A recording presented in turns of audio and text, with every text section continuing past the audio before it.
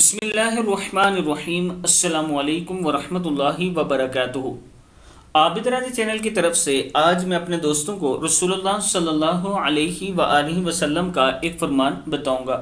آپ صلی اللہ علیہ وآلہ وسلم نے فرمایا، جب صبح کرو اور جب شام کرو اور جب سونے چلو تب اس دعا کو پڑھ لیا کرو۔ بسم اللہ الرحمن الرحیم۔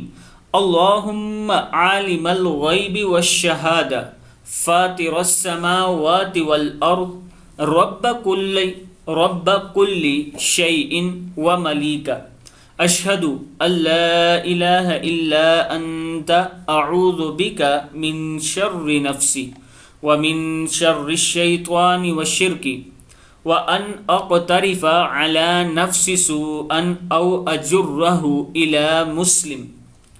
صدق اللہ العظیم۔ اے اللہ، غیب اور حاضر کے جاننے والے، آسمانوں اور زمین کو بے مثال پیدا کرنے والے، اے ہر چیز کے رب اور مالک، میں گواہی دیتا ہوں کہ سچا معبود تو ہی ہے۔ میں تیری پناہ میں آتا ہوں اپنے نفس کے شر سے اور شیطان کے شر سے اور اس پھندے سے اور اس بات سے کہ اپنے ہی خلاف میں کسی برے کام کا ارتکاب کروں یا اسے کھینچ لاؤں کسی مسلمان کی طرف۔ کتاب کا حوالہ یہ نیچے موجود ہے، آپ دیکھ سکتے ہیں۔ میں اپنے دوستوں سے گزارش کروں گا کہ اس دعا کو آپ دوستوں نے ضرور یاد کرنا ہے۔